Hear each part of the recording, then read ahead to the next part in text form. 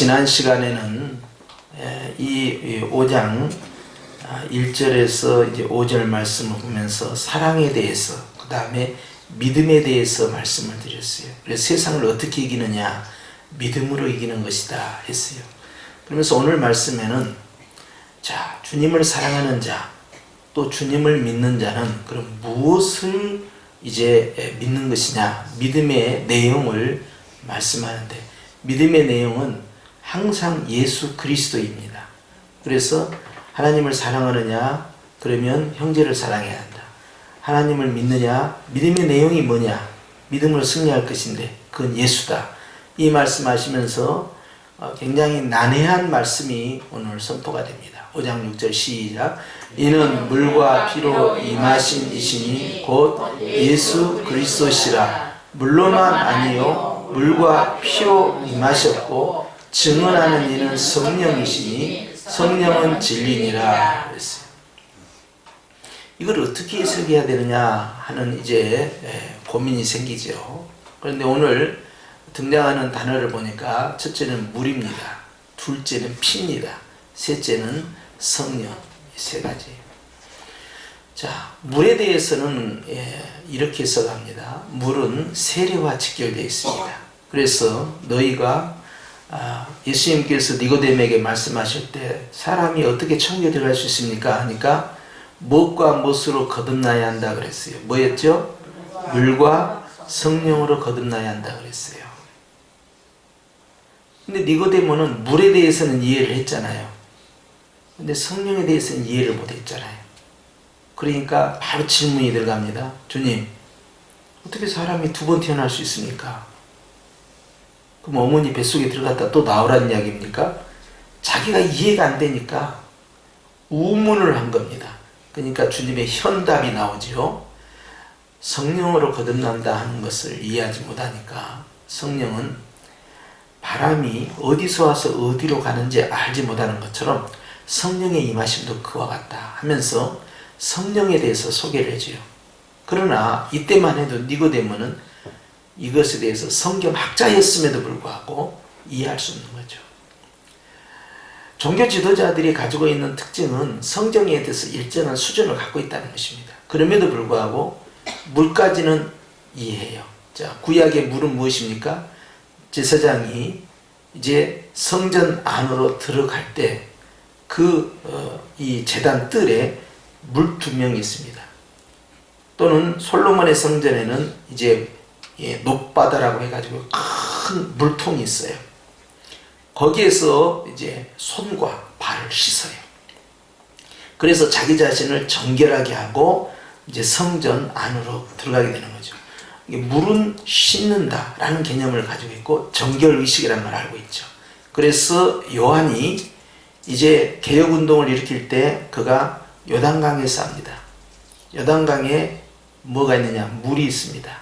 그리고 거기에 와서 물세례를 줍니다. 정결의식이죠. 그것이 바로 자기 자신을 깨끗게 하는 거, 이것이 바로 요한이 요구했던 개혁운동이었어요. 그래서 제도나 어떤 사회적 시스템이 아니에요. 그리고 이 개인이 가지고 있는 어떤 환경적인 것이 아니었어요. 그것은 자기 자신의 내면이 하나님 보시기에 깨끗해야 된다. 그래서 정결, 이 부분을 강조했어요. 그래서 구약에 있어서도 항상 정결과 거룩입니다. 예수 그리스도의 피를 통하여서 정결해진 자는 성령의 기름으로 거룩해지는 거예요. 그래서 정결과 거룩은 항상 같은 이제 흐름으로 나아가는데, 하나님께서 회복을 시키는 것은 어떻게 하냐? 하나님께서 사명을 주시고 직분을 주시고 은혜를 주시고 은사를 주시고 능력을 주시고 크나큰 복을 주실 때는 항상 정결과 거룩, 이 과정으로 들어가요. 그렇기 때문에 외부적인 어떤 조건, 우리가 안 믿는 사람들 흔히 말해 운이 좋아야 한다, 그런 것으로 되는 게 아니고요.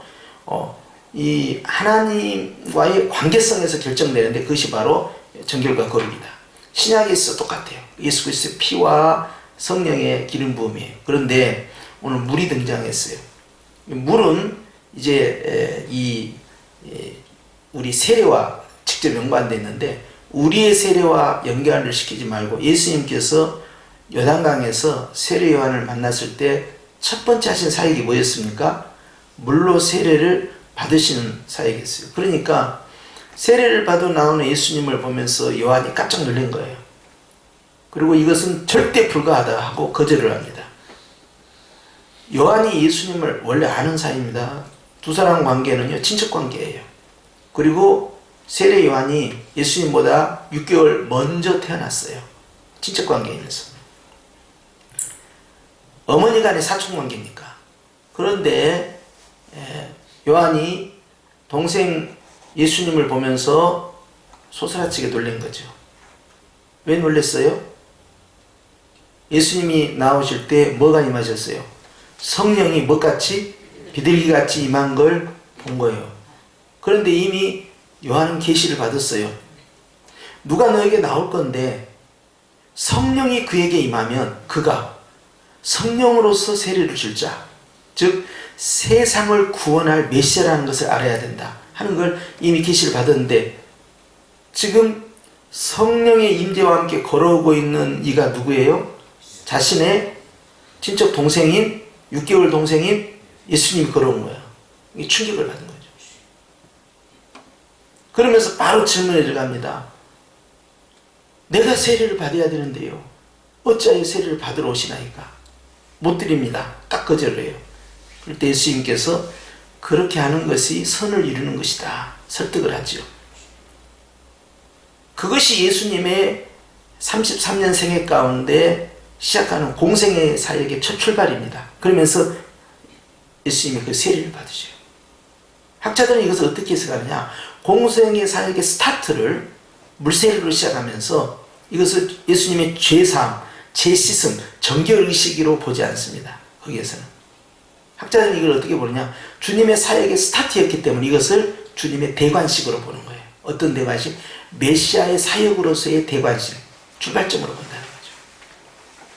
그러니까 다른 사람들은 요한의 세례를 통하여서 죄사함을 받기 위하여, 즉 회개의 세례를 받기 위하여 왔지만 예수님께서는 회개의 세례가 아니라 사역의 시작을 하는 대관식 세례를 받은 걸로 해석을 합니다. 그럴 때 성령께서 임하셨다는 것이 그 증거이고, 아버지로부터 음성이 들려요. 기가 막힌 음성이죠. 일평생 우리가 듣고 싶어하는 그 음성. 내용이 뭐였습니까? 이는 내 사랑하는 자요, 내 기뻐하는 자다. 예수님 앞에서 우리가 다 사랑받는 자이지만 주님이 우리를 보시고 우리의 삶을 보시고 내가 기뻐한다 까지 가야만이 성공적이에요. 변화산 사건에서도 똑같았어요. 이는 내 사랑하는 자요, 내 기뻐하는 자니 너희는 저의 말을 들으라. 그러니까 주님이 우리를 사랑하시지만 우리를 정말 기뻐하실까? 아니 우리를 보시고 슬퍼하실까? 안타까웠을까? 어떻게 보실까? 우리의 삶을 어떻게 보실까? 이건 굉장히 중요한 문제죠. 그러니까 목표가 뚜렷해야 돼요. 나는 하나님께 사랑받는 자. 요한복음 3장 16절에 하나님이 세상을, 즉 나를 이처럼 사랑하사 독생자 주셨다. 주님의 사랑은 정해져 있어요. 근데 그 다음은 뭐예요? 나의 기뻐하는 자라는 그 칭찬이 나와야 되는데 그 칭찬이 결코 간단치가 않는 거죠. 근데 예수님이 이제 그 요단강 세례 사건을 통하여서 이제 성부의 임재, 또 성령 하나님의 비둘기에 또 나타나시고, 그 다음에 성자 예수님과에서 삼위일체의 동시적 출현이 현장에서 드러난 거예요. 요한은 거기서 확신한 거죠. 메시아구나. 보라, 세상 죄를 지고 한 하나님의 어린 양이로다. 성령을 받기 때문에. 그리고 아버지의 음성을 들어버린 거예요. 그래서 여기서 오늘 요한일서 5장 6절에 나오는 이 물을 단순히 회개 세례의 그 물로 보는 게 아닙니다. 또 우리가 예수님을 믿고 나서 구원의 징표로서 내가 구원받았다는 것을 많은 사람들 앞에서 내가 공적으로 내 신앙 고백을 드러내고 구원받은 자녀라는 증거로서 세례를 받는 그 세례도 아니에요. 이 세례는. 이것은 요단강의 세례, 즉 예수님의 사역의 스타트를 알리는 영적 대관식의 물 세례를 의미하는 것이다. 예수님과 직결된 거예요. 이건. 그 다음에 두 번째 예수님과 관련된 것이 뭡니까? 피예요. 예수님께서 십자가에서 이 두 손과 그리고 발에 못이 박히셨죠. 맞잖아요. 그리고 거기에서만 피가 나왔죠. 이제는 속지 않는군요. 자, 예수님께서 아침 몇 시에 매달리셨어요? 9시에 매달려요. 몇 시까지 갔습니까? 오후 3시까지 간 거예요. 그러니까 6시간 동안 간 거예요. 매달리고 있을 때 매달린 상태 이전에는 어떤 상태였어요? 완전히 탈진 상태잖아요. 그러니까 가시면류관을 씌워서 머리를 피범벅으로 만들어 놓고 얼굴을 주먹으로 계속 난타를 한 거예요. 귀싸대기를 손바닥으로 때려치고 침을 뱉고, 그리고 올라가면서 빌라도 법정에서 시작해서 계속 채찍질 했는데 채찍 그 가죽책 속에는 납덩어리가 달려있다니까요. 그러니까 그걸 한 대 칠 때마다 가죽으로 치는 거하고는 전혀 달라요. 그 납덩어리가 가서 살점을 치고 뜯어낸단 말이에요. 그러니까 한 대 맞을 때마다 피가 나지 않을 수 없는 구조예요. 엄청난 이제 타격을 온몸에 주는 거죠. 그리고 십자가를 메고 가다가 결국 쓰러져 버리니까 구레네 시몬이 대신 짊어지고 가는 게 거죠. 비아돌로로사를 올라가면서 구레네 시몬이 느닷없이 강제적으로 십자가를 대신 메고 올라가는 과정까지 예수님은 스스로의 몸도 지탱할 수 없을 만큼 굉장한 탈진 현상을 보이고 올라간 거예요. 그리고 십자가에서 매달린 거죠. 그럴 때 예수님께서 이제 그 가상 7언을 해요. 십자가에서 7언이 나오는데 그 가운데서 한 이야기를 들었을 때 목이 마르다 하니까 가서 신 포도주를 먹여야겠다. 그리고는 로마 병사가 먹였지만 주님이 맛을 보시고는 거절했다고 그랬어요. 예수님의 철저한 탈진 상황에서 이제 예수님의 몸은 완전히 처져 있죠. 그리고 손에서 또 발에서 계속 피가 흐르고 몸에서도 상처가 난 사이에서 피가 피범벅이 된 거예요. 얼굴은 말할 것도 없어요. 이 가시면류관 교회에 가가지고 가시면류관 입구에 있길래 그 사진을 찍고 봤는데 그때가 이렇게 굉장히 성장한 가시면류관이 아니었음에도 불구하고 제가 본 가시면류관이 이 정도예요. 가시가. 우리 옛날 탱자가시라고 생각하면 안 됩니다. 탱자가시하고는 비교가 안 돼요. 굉장히 큰 가시예요. 아주 대가시죠. 그런데 이게 큰 나무의 가시나무는 상당히 강하죠. 그걸 면류관처럼 엮은 겁니다. 그리고 머리에 딱 씌워놓고 갈대처럼 후려치기 시작하는 거예요. 그러면 그 가시가 이마나 머리를 파고들 수밖에 없는 구조예요. 자, 그런 상태에서 피를 질질 흘리는 거죠. 그리고 온 몸은 이제 채찍질로 만시장이 됐고, 그리고 얼굴은 계속 가격을 당했고요. 그런 온갖 모욕과 수치 이런 걸 다 당하면서 이제 침뱉음까지 당하고 끌려가신 거예요. 완전히 탈진된 상황에서 예수님께서 3시간 동안 십자가에 있을 때 신체의 변화가 생기기 시작합니다. 어떤 변화입니까? 이제 이 내부 안에 장기의 변화가 생겨요.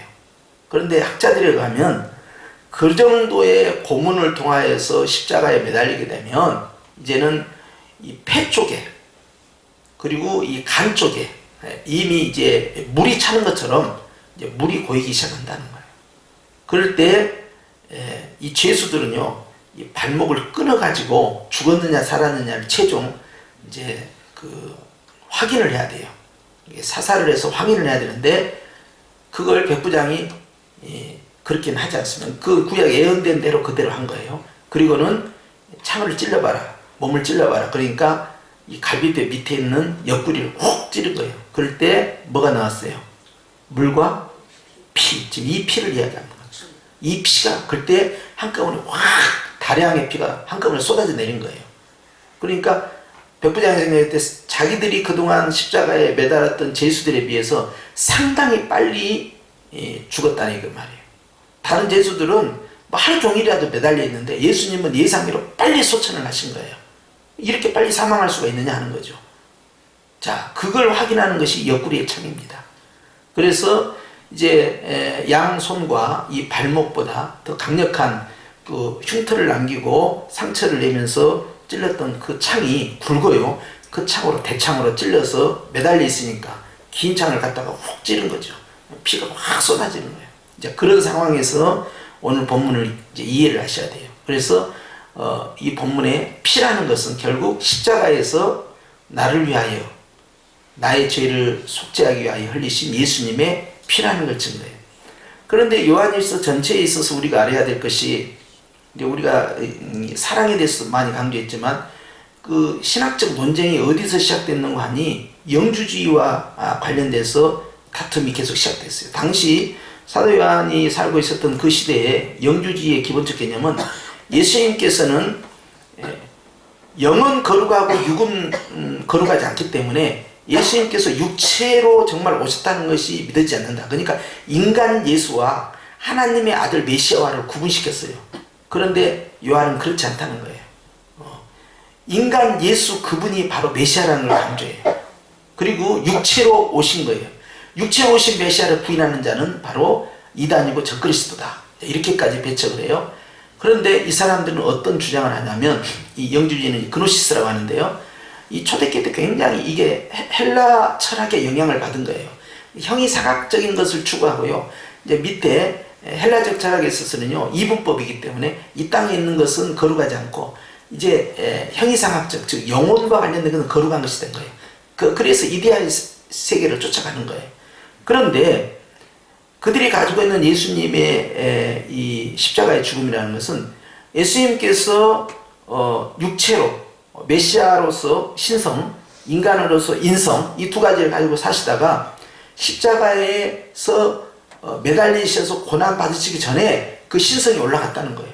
그러니까 십자가에서 죽은 것은 인간 예수가 죽은 것뿐이다 라는 이런 궤변을 놓기 시작한 거예요. 근데 그것이 먹혀 들어간 거예요, 그 당시에. 왜냐하면 헬라적 철학에서 육체는 별것이 아니니까. 그래서 우리 믿는 사람들도 육체를 뭐 고깃덩이로 생각한다든지 죽으면 이것은 아무것도 아니라는데 이렇게 육체를 폄하하면 절대 안 돼요. 그 기독교 사상이 아니에요. 육체는 뭘로 만들어졌어요? 흙이 아닙니다. 하나님의 형상으로 창조함을 입은 거예요. 영혼만 하나님의 형상으로 창조함 받은 게 아닙니다. 육체가 그렇다는 거예요. 육체를 하나님의 형상으로 만들어 놓고 그 코에다 생기를 집어넣은 거예요. 그러니까 이 육체가 귀합니까 안 귀합니까? 우리가 40억 인구가 다 모양이 가지각색이고 피부 색깔이 다 틀려도 이 60억 인구, 40억, 60억 인구가 전부 하나님의 형상이라는 사실을 항상 전제해야 됩니다. 그렇기 때문에 성도의 그 죽음이 귀한 이유가 바로 하나님의 형상이라는 것, 그 다음에 나중에 예수님 재림 때 부활한다는 것 때문에 귀한 거죠. 자, 그걸 떠나서도, 예수님을 믿고 안 믿고를 떠나서도 인간 자체의 존엄성이라는 것은 바로 하나님의 형상대로 창조함을 입었다는 것 때문에 피조물 가운데 으뜸의 존엄성을 유지하는 거예요. 그러니까 육체를 터부시한다든지 인간의 몸에 대해서 굉장히 비하하는 그런 생각이나 그런 이 표현들을 해서는 절대 안 된다 하는 것이죠. 그러면서 이 영주지달이 가지고 있었던 그런 개념들을 사도 요한이 깨는 겁니다. 예수님께서는 십자가에서 육체를 가지신 메시아로서 죽으셨는데 그때 물과 함께 뭘 쏟았다? 피를 쏟았다는 걸 말합니다. 육체의 죽임을 당한 거다. 육체의 죽임을 당하신 그 예수가 바로 신성과 인성을 다 가지신 온전한 하나님이고 온전한 인간이라는 걸 강조하는 거예요. 근데 바로 그분이 나의 죄를 위하여, 우리의 죄를 위하여 대신 대속 제물이 되어서 죽으셨다. 그걸 강조하는 거죠. 그래서 이단에 대한, 영주주의에 대한 그 경계가 이 요한일서의 바닥에 쫙 깔려 있다는 거, 이거 생각하시고 이걸 보시면 됩니다. 그러면서 6절을 보니까 물과 피로 임하신 자신이 곧 누구라고 그랬어요? 예수 그리스도다. 자, 하면서 예수님의 최종적 사역, 십자가의 사역에 대해서 말씀하면서 또 한 번 강조합니다. 시작. 물로만 아니요, 물과 피로 임하셨고, 또 강조해요. 물이 아니라는 거예요. 이 요단강에서의 그런 그 정결을 통한 대관식, 이것만 있는 게 아니라는 거예요. 이건 십자가에 피가 같이 쏟아졌다. 그래서 실제 옆구리에서는 이 복수가 차는 것처럼 이 물과 이 피가 같이 쏟아졌다. 그걸 강조하는 것입니다. 그리고 하나 더 붙입니다. 그 다음 뭡니까? 증언하는 이는 성령이시니 성령은 진리시다. 자, 성령까지 등장합니다. 자, 성령께서는 어떤 역할을 하시냐? 성령은 뭐 기도의 영, 영광의 영, 뭐 지혜의 영, 은사의 영, 이제 일곱 눈을 가지신 영, 여러 가지 표현할 수 있어요. 또 부활의 영으로 할 수 있고. 그런데 성령님의 가장 으뜸 진리의 영으로서의 그 존재감은 어디서 나오느냐? 예수 그리스도를 증거하시는 영이에요. 그래서 진리의 영이야. 이게 성령님은 진리 자신이시면서 예수님도 당신이 나는 길이요 진리요 생명이요 그랬잖아요. 그래서 예수님 자신도 진리고 성령님 자신이 진리예요. 아멘이다 이 말이죠. 참이다 이 말이에요. 그런데 성령님이 무엇을 증거하시느냐? 어떤 진리냐? 바로 예수님이 하나님의 아들이시요 하나님이라는 사실을 증거하는 거예요. 자, 그것이 바로 성령의 역사입니다. 그래서 이제 이 5절에 보면요, 5절 6절은요 굉장히 히브리적 사상이에요.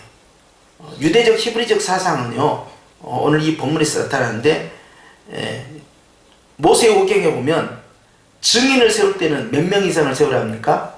2명 이상을 세우라는 거예요. 그래서 예수님께서 12제자를 전도단으로 파송하실 때 몇 명씩 묶었어요? 2명.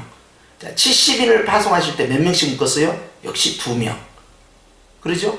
항상 증거는 몇 명? 2명. 그러니까 법정에서 세울 때를 이야기하는 거예요. 이게 법률 용어입니다, 이게. 우리가 이제 원고가 있고 피고가 있으면 이제 그 피고가 뭐 잘못했다라는 거, 목격자가 있어야 될 거 아니에요. 이게 바로 마르투스예요. 마르투스라는 것이 목격자, 이것이 바로 증언하다 하는 거예요. 그러니까 성령이 너희에게 임하시면 너희가 권능을 받고, 그 다음에 뭐예요? 예루살렘과 온 유대와 사마리아 땅끝까지 나의 뭐가 되라? 증인이 되라. 그게 마르투스입니다. 이게 목격자가 되라는 거예요. 이게 원래는 이게 법정 용어, 이제 성교 용어가 아니에요. 그러면 이 법정 용어에서 이 사람이 뭘 잘했고 잘못했는데 네가 증언하는데 하나만 하지 말고 둘을 하고, 신약에서도 이걸 증거합니다. 교회에서 가르치는 장로가 있다. 목사예요. 가르치는데 이제 목사가 피고가 돼버려요. 그렇게 해서 잘못에 대한 탄핵이 들어올 때 교회는 그 사람에 대해서 복수의 증언자를 세우라 그래요. 아, 그러면 뭐 2명 이상만 세우면 되겠구나 이렇게 생각했는데, 이 2명이라는 숫자는요 그냥 정황을 보고 쉽게 접근하지 말라는 거예요. 굉장히 엄중하게 접근하는 뜻이에요. 구약의 재판도 우리가 계명에 보면 9계명에 이제 거짓말하지 말라 이 말씀이 나오면, 이 거짓말이 법정에서의 거짓말이 첫째입니다. 그러니까 거짓 증거를 할 수 있다는 거예요. 유불리에 따라서 그걸 해서는 안 된다는 거예요. 마찬가지예요. 교회 안에서 송사가 벌어졌을 때, 특히 주의종에 대해서 송사가 벌어졌을 때는 거짓 증거가 나올 수 있기 때문에 복수를 준다. 이것은 굉장히 신중하게 접근하라는 거예요. 함부로 탄핵시키지 말라는 의미가 있죠. 자, 그런데 그걸 예수님께서 선교 현장에 들어 써버린 거예요. 그러면서 선교 현장에 가서 이제 자, 네가 보자. 율법이 검사예요. 율법이. 변호사는 성령님이에요. 그런데 나는 재판받는 이제 피고예요. 그래서 내가 무슨 이제 잘못을 했느냐 하면 너무너무 많은 빚을 졌는데 돈을 못 갚은 사람이에요. 자, 채무자와 채권자 앞에 서 있어서 내가 빚쟁이란 말이에요. 그런데 너무너무 금액이 갚을 수가 없어요. 그럼 나는 어떻게 해야 돼? 내 스스로는 안 되니까. 그러면 나는 그 돈의 양에만큼 징역사를 해야 되는 거예요. 그런데 그때 어떤 분이 와가지고요, 내가 그 사람의 빚을 다 탕감해 주겠소 하는 거예요. 그러면 당신이 그 어마어마한 돈을 이 사람 평생 벌어도 갚을 수 없는 이 돈을 다 갚아주겠다는 것이요? 내가 다 갚아주겠소. 그래요? 알았어. 그러면 돈을 지불하시오. 이제 그 사람이 돈을 딱 지불한 거예요. 지불하니까 지불했구나 하고 판사가 그걸 찌꺽찌꺽 쓰자 그랬을 거 아니에요. 판결했음, 다 갚았음 딱 해놓고 그것을 그 사람한테 줘요. 빚진 자에게. 그러면 그 빚진 자는 그걸 가지고 갑니다. 어디로 갑니까? 법정 바깥으로 사람이 많이 모이는 곳에 가요. 이게 법정은 사람이 많이 모이는 중앙이 있기 때문에 이제 성문 들어오는 입구에 이제 사람들 많이 모이는 나무문에 갑니다. 나무문에 딱 가서 거기다 못을 박아요. 내 채무 증서를. 그러면 나는 더 이상 빚이 없다, 탕감받았다는 증거가 되는 거예요. 만인 앞에 증거하는 거예요. 이것을 바울이 인용한 거예요. 율법에 의문의 증서가 있다. 이제 죄값입니다. 이제부터는 또 죄값. 죄값인데 이 죄값을 어떻게 하면 좋겠냐는 거예요. 도저히 갚을 길이 없어요. 탕감받을 길이 없어요. 그런데 예수님이 탕감을 해주겠다는 거예요. 뭘로? 예수님이 십자가에 피로써 하겠다는 거예요. 그것이 바로 요한복음 19장 30절에 있었던 테텔로스타이예요. 내가 다 이루었도다. 그건 뭐예요? 내가 다 빚을 갚았도다. 그 뜻이에요, 원어가. 그래서 내가 채무를 다 탕감을 받은 거예요. 예수님의 피를 통해서. 그러니까 나는 이제 죄가 있어요, 없어요? 죄라는 빚이 하나도 없어요. 없다는 것을 하나님으로부터 딱 증거를 이제 받았잖아요. 이 빚 증서에다 도장을 받았잖아요. 예수님이 십자가에 도장 받죠. 이걸 가져가서 나무에 매달아요. 매달고 망치질 하는 거예요. 그것이 십자가에 피 흘려 죽으신 예수님을 말하는 거예요. 예수님이 십자가에 달리신 그 모습은 그분의 죄 때문에 그분이 달리신 것이 아니라 결국 누가 달린 거예요? 나의 죄가 달려버린 거예요. 그러니까 예수님이 죽은 것이 아니라 뭐가 죽었어요? 내 죄가 죽었어요. 나는 이제 빚이 있어요, 없어요? 없어요. 그러니까 나는 이제는 죄인이에요, 의인이에요? 하나님 보시기에 나는 의인이 된 거예요. 나는 단지 아무것도 한 것이 있어요, 없어요? 없어요. 다만 내가 예수님을 믿는다는 이유 하나 때문에 예수님의 공로에 의해서 내 빚이 다 탕감이 된 거예요. 그렇죠? 그러니까 죄가 없는 상태가 됐죠. 그것이 믿음의 의인이라는 거예요. 이것이 복음입니다. 이걸 여러분 우리가 정확하게 인식을 해야 돼요. 그래서 왜 바울이 그런 용어를 썼을까 하는 걸, 왜 의문의 증서를 왜 못 박았다 했을까 이해를 해야 돼요. 그래서 예수님이 십자가에 못 박혔나니 그 단어가 나올 때마다 내 죄가 십자가에 못 박혀서 빚이 다 탕감이 되었나니 이렇게 생각해요. 그래서 예수님이 우리를 구원하셨다라는 단어를 어떻게 쓰냐면 따라서 합시다. 대속 또는 다른 말로 씁니다. 속량. 그럼 뭐예요? 돈 주고 샀다는 거예요. 돈 주고 사면 그 물건은 내 것이 되는 것처럼 말이죠. 주님이 내 죄값을 다 지불을 하셨다는 거예요. 그렇기 때문에 이제는 내가 더 이상 빚이 없을 뿐만 아니라 주님이 산 그것은 누구 거예요? 산 사람 거잖아요. 그런데 주님이 나를 사버렸어요. 그러니까 갈라디아서 2장 20절에 뭐라고 합니까? 이제 내가 산 것은 덤으로 사는 거니까 나를 위해 사는 것이 아니요 나를 위하여 십자가에서 죽으셨다가 부활하신 하나님의 아들 예수를 믿는 믿음 안에 사는 것이다 그랬어요. 그러니까 나를 사버린 거예요. 이제는 그것이 바로 성도라는 공동체를 형성하는 거예요. 이해가 되셨죠? 자, 이것이 복음이에요. 자, 그러면 예수님께서 자 물과 그 다음에 이제 피가 나왔고 예수님의 보혈이 나왔잖아요. 그 다음에 성령님께서 이와 같은 사실을 예수님이 왜 십자가에 죽으셨어야만 했고 예수님이 죽으심의 의미가 무엇인지 나와 관련돼서, 그리고 그 죽음으로 말미암아 내 죄가 어떻게 처리가 됐고 내 신분이 어떻게 바뀌었는가에 대해서, 그리고 그분이 부활하심으로써 내가 이제는 어떤 위치로 높아졌는가에 대해서 성령께서 증거하시는 거예요. 예수님과 예수님이 하신 사역에 대해서. 그것이 바로 진리의 영이다 하는 거예요.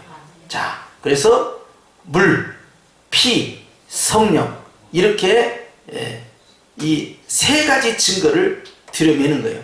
자, 그래서 이제 7절에 보니까 시작. 증언하는 이가 셋이니, 원래는 몇 명이만 있으면 된다고 그랬어요? 둘이 있으면 되는데 셋까지 붙였어요. 자, 8절로 갑니다. 시작. 성령과 물과 피라 또한 이 셋은 합하여 하나이니. 처음에는 물과 피와 성령이었죠. 그런데 순서가 바뀌기 시작합니다. 이제 뭐가 나옵니까? 성령. 실수로 쓴 게 아니에요. 의도적으로 쓴 거예요. 자, 예수님의 그 피와 예수님의 그 구원 사역이 이루어지기 위해서는 반드시 누가 역사해야 됩니까?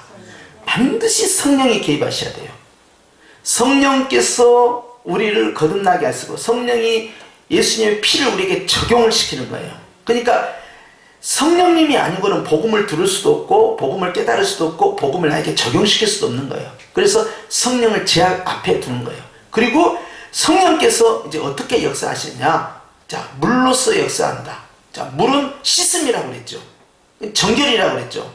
그런데 거기에 끝나지 않아요. 자, 그 다음에 뭐가 나와요? 피가 나와요. 죄에 대한 탕감. 예수님의 희생을 통한 나의 채무의 탕감. 즉 완벽한 죄사함까지 나와요. 이 세 가지를 의인화시켜가지고요. 성령 하나님은 원래 인격체 존재이시니까 상관없는데 이제 물과 피를 의인화시켜가지고 셋은 하나다 그랬어요. 셋은 하나다, 이것은 무슨 의미를 가지고 있냐면 셋이 단순히 하나고 하나가 셋이다 그런 삼일체 개념이 아니에요. 셋이 하나다 하는 것은요, 이 셋은 하나의 목적을 향해 가고 있다는 이야기예요. 이것이 원어를 해석했을 때 셋이 하나의 목적을 향하여 나가고 있다. 그 목적이 뭘까요? 예수 그리스도를 뭐 하는 거예요? 증거하고 그 증거를 뭐 하는 거예요? 성도들에게 적용을 시키는 거예요. 그것이 바로 전도입니다. 그렇죠? 자, 그걸 강조합니다. 그래서 이 요한복음 5장에서 나타났던 하나님을 사랑하느냐? 그런 사람은 하나님이 사랑하는 자인 성도를 사랑해야 한다. 그 다음 두 번째는 너에게 믿음이 있느냐? 믿음이 있으면 세상을 네가 이긴다. 믿음이 아니면 세상을 이길 수가 없다. 믿음이 최고다. 막 믿음으로 올라가요. 그러다가 네가 뭘 믿느냐? 예수 그리스도다. 예수 그리스도는 너를 어떻게 구원하셨느냐? 성령과 물과 피로써 너에게 나타나셔서 복음을 적용시키셨다. 이걸 강조합니다. 그래서 요한은 바로 이 세 가지가 하나로서 우리에게 적용된다는 걸 강조하고 있습니다. 이해가 좀 되십니까?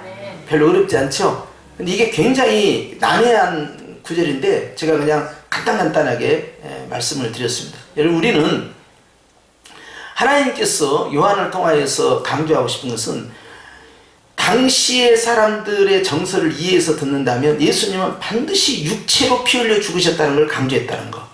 그래서 육체를 터부시하는 영지주의자들, 세상은 다 뭐 쓰레기 같고 육체는 그냥 다 흙으로 돌아가는 썩어 문드러질 그런 육체고 이 세상은 다 끝장나버린 그런 세상, 이렇게 비하하는 것에 대해서 경계를 하는 거예요. 하나님이 세상을 창조하셨고 재림을 통하여 이 세상을 다시 업그레이드해서 새하늘과 새 땅으로 만드신 거죠. 인간은 하나님의 육체는 하나님 형상으로 창조하셨고 주님께서 믿는 자들, 믿지 않는 자들 다 부활을 시킵니다. 그래서 믿는 자들은 영생의 부활로, 믿지 않는 자는 영벌의 부활로 주님이 하시는데, 예수님을 안 믿는 사람들조차도 하나님의 형상으로 창조함을 입은 존귀한 자들이다 하면서 육체를 비하하고 끌어들이지 말라는 거예요. 이것이 헬라 철학에 대해서 이게 플라톤의 영향이 가장 강합니다. 이 헬라 철학을 바로 배격하는 겁니다. 그것이 지식인들 사이에 굉장히 이런 사상이 많이 들었어요. 그래서 나중에 우리가 요한계시를 보면 예수님께서 니골라 당을 미워하신다 그 말씀이 나오죠. 니골라는 원래 7집사 가운데 한 명 아닙니까? 그런데 니골라 당을 미워한다고 그랬어요. 니골라 당이 지향하는 바가 바로 극단적인 신비주의와 함께 영지주의자들입니다. 그들이. 그래서 육체를 터부시하고 영을 이제 소중히 여기는데요. 그것도 두 종류로 나눠져요. 영지주의자들이. 어떻게 나눠진 거 아니? 육체는 이제 더럽고 이제 영은 좋은 것이라고 하니까 이제 어떤 현상이 벌어지냐면 한 그룹은 완전히 금욕주의로만 가요. 금욕. 정말 뭐 수도원 생활처럼 사는 거예요. 그런데 이것이 어떤 현상을 만들었냐면 나의 경건을 통하여서 구원을 이룰 것처럼 끌고 가버립니다. 이게 문제가 된 거예요. 그리고 육체적 삶, 이 땅의 이 사회생활, 가정생활, 우리 결혼생활 이런 걸 완전히 터부시하는 거예요. 자, 두 번째는 어떻게 되냐면 육체는 더러운 거잖아요. 근데 영만 깨끗하면 되잖아요. 그러니까 여기서 온갖 나쁜 짓을 해도 이 사람들이 생각해 이게 죄예요, 죄가 아니에요. 죄가 아닌 거야. 그러니까 온갖 못된 짓것을 여기서 다 해도 그 육체가 그런 거야. 내가 그런 거 아니야. 육체가 그런 거야. 내 영은 아직도 성결해. 이렇게 엉뚱한 궤변을 만들어요. 그래서 영주주의가 둘로 쫙 쪼개지는데 이 두 가지 다 이단이죠. 그래서 주님이 니골라당을 미워한다고 했고, 그래서 주님이 이단에 대해서는 사도 요한도 마찬가지로 예수님도 그렇고 아주 강력하게 배격을 하신다는 거, 이제 요건 기억하셔야 돼요. 그래서 오늘 이 말씀과 같이 성령과 물과 피로써 이제 하나를 향하여 계속 나가는데 믿음의 대상이 누구라는 거예요?